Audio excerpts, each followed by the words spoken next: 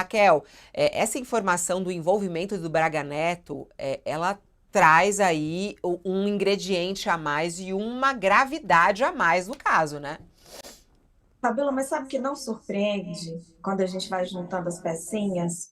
Eu acho que vocês devem lembrar. Vocês lembram quando o Braga Neto saiu de uma visita no Palácio da Alvorada, depois que o Bolsonaro tinha perdido a eleição? E aí ele conversou ali com os apoiadores que ficavam esperando o Bolsonaro sair do Alvorada e ele nunca saía para conversar com ninguém, ficava ali naquele silêncio. E aí o Braga Neto saiu e deu uma declaração super enigmática e falou para eles não percam a fé e não elaborou nada. E aí deixou aquela declaração enigmática ali no ar. Ele falou: não percam a fé, é só o que eu posso falar agora. E ficou todo um rumor ali, né, de virada de mesa golpista, do bolsonarismo. Eu lembro da gente discutindo isso na época, o que isso significava, o que podia dizer. E conforme a Polícia Federal vai apurando os fatos e a gente vai desencavando o que aconteceu, naquela época e as evidências vão sendo juntadas, a gente vai montando as peças do quebra-cabeça.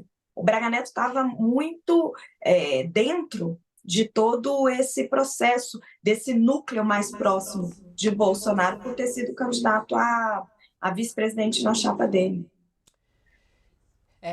Não, e isso mostra também, né, o quanto o poder executivo estava envolvido nessa situação. É muito grave, né, porque é a proximidade dele com esse plano. Estamos de volta com quem estava conosco na TV, Raquel Landim comentando sobre o envolvimento de Braga Neto nesse planejamento, que é a nossa manchete principal do UOL. Para quem quiser, a reportagem completa está na nossa página e conforme aí o dia vai passando, a gente vai trazendo mais detalhes sobre essa apuração da Polícia Federal. Queria te ouvir também, Josias, sobre essa situação do Braga Neto. O que isso muda na investigação? O que isso muda no planejamento e no que pode vir como resultado da justiça brasileira? Tudo isso é um pouco de mais do mesmo, né, Fabíola? Com uma diferença. A cada nova descoberta, o escândalo vai mudando de patamar, né? Então, nós tínhamos uma tentativa de golpe, agora sabemos que essa tentativa envolvia uma carnificina, queriam matar o Lula, o Alckmin, o Alexandre de Moraes, e os personagens envolvidos, o Braga Neto já há muitas evidências, ele chegou a, tem troca de mensagens dele, nas quais ele chama o comandante do Exército que se recusava a aderir ao golpe, ele chamou de cagão. Isso está registrado, ou seja, ele estava empenhadíssimo em dar um golpe, virar a mesa da democracia brasileira. E essa investigação da Polícia Federal, ela traz muitos detalhes, não é um ouvir dizer, não é? O envolvimento do Braga Neto ele está muito bem documentado, tem uma troca de mensagens. É, o então é, o então ajudante de ordens do Bolsonaro, Mauro Cid, hoje um delator, ele troca mensagens com um coronel chamado Bernardo Romão Neto e diz: olha, vamos fazer uma reunião desse grupo da Força Especial do Exército, os chamados Kids Pretos, vamos chamar só a Força Especial. E eles marcam a reunião na casa do Braga Neto.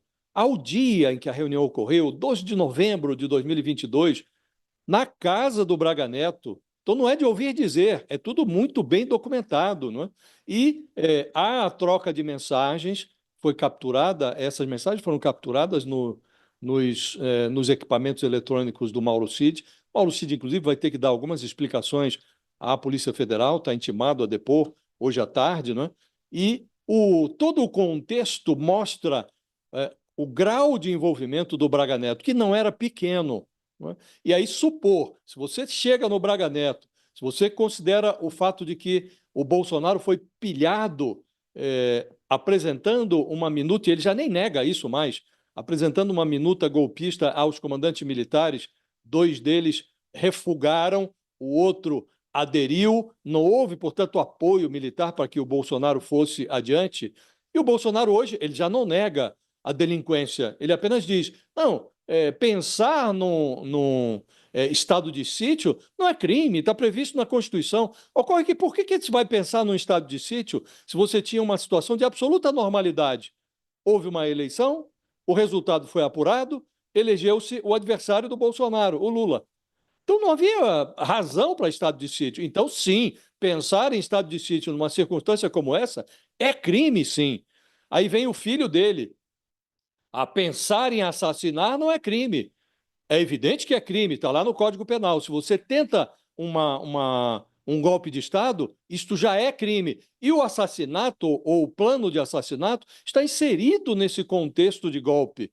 Assim como a discussão, o debate sobre o estado de sítio, que pressupunha a intervenção na justiça eleitoral, a anulação do resultado das urnas, o assassinato dos eleitos, mais o chefe do Tribunal Superior Eleitoral, resultaria num caos que justificaria essa intervenção militar pretendida pelo Bolsonaro e pelos seus cúmplices. Então, é óbvio que tudo isso, inserido nesse contexto golpista, é crime, sim, está previsto no Código Penal. Então, a coisa vai mudando de patamar, Fabiola.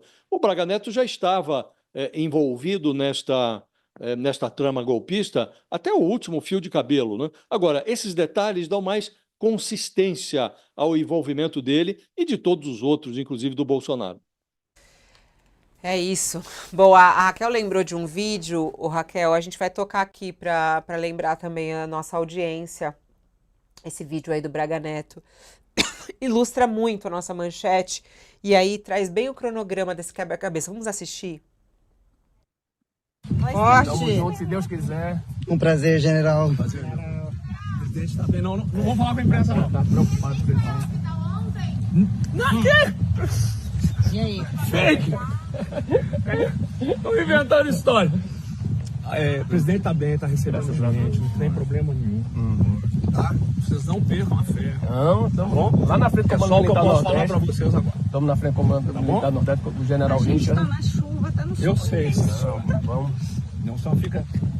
Tem que dar um tempo. Tá bom? Tá bom? Eu não posso conversar. Não, Aqui no SNI, vou dar um. Você tá em casa? Tá lá conversando, tá batendo papo. Deixa, esquece. Deixa eu técnico de som. Pode. Eu só falei uma foto aí, faz o quê? Fazendeiro? Tá com o Brasil. É o agro. Nossa, e aí a gente vai juntando as peças do quebra-cabeça, né, Raquel? Muito importante, ele olha e fala, eu não posso falar, mas não percam a fé. Isso mostra, isso se junta a essa apuração, a essa operação da Polícia Federal, né? E é o que a Thaís conta, né? Que depois dessa reunião... Retoma, Raquel, falhou tua fala aqui, retoma do começo da frase. Não, é o que a Thaís conta. A gente tem essa saída dele ali, que ele se reúne com o Bolsonaro, depois fala para os apoiadores não percam a fé.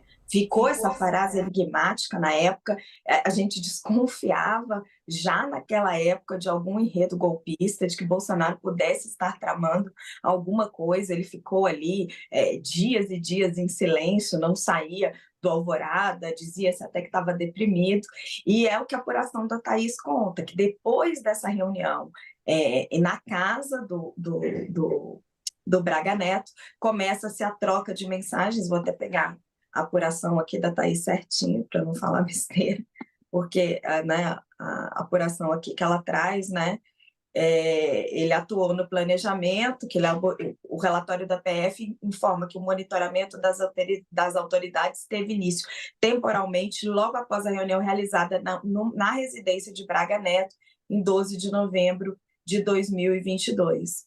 Então, assim, se a gente vai juntando as coisas no tempo, juntando todas as peças, a gente enxerga isso. E Braga Neto, ele foi ministro da Defesa de Jair Bolsonaro. Ele se tornou um dos personagens que estava mais próximo de Jair Bolsonaro e mais intensamente ali ligado nesse núcleo mais golpista mesmo, mais próximo ali do ex-presidente.